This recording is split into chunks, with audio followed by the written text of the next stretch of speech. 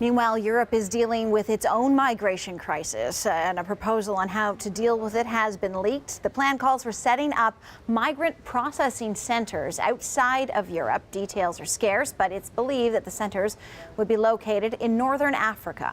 The main goal is to give the EU better control over the influx of refugees and economic migrants. But another is to stop people from making the dangerous journey across the Mediterranean. The draft was leaked ahead of next week's EU summit, where migration is guaranteed to be one of the big topics of discussion. Back in the U.S., the outrage, as we say, continues over the treatment of migrant children caught after crossing the border. They are being separated from their parents and held in detention facilities. CNN's Camila Bernal is on the American side of the U.S.-Mexico border for us tonight. Camila, thanks for joining us. What is the situation there like? Well, Sarah, I am at a processing center, so this is a place where the children are separated from their parents, and it's business as usual here. We've seen buses of immigrants coming into the center and buses coming out when they are already divided. We've seen just buses of men or just women or the children, because this is the place where they are divided. The children then stay here in the center for about 3 to 7 days as they're processed, and after their processing, they're sent to a shelter.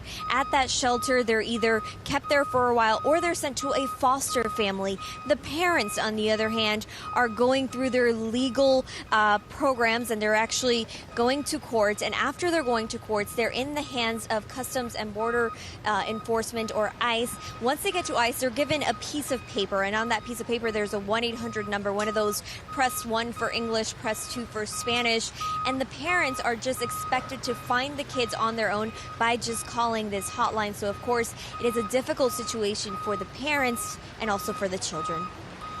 Camila, various agencies have called this torture and abuse from the Trump administration. We hear that this is just simply a policy it put in place, this zero-tolerance policy, to try and deter migrants from crossing the border. But from what you're seeing and the reporting you're doing, is this actually acting as a deterrent? Are we seeing any change in the numbers? Well, as of now, we have not seen any changes in the numbers. We know that since this policy was enacted, since that zero tolerance policy, the numbers have not gone down. They continue to go up.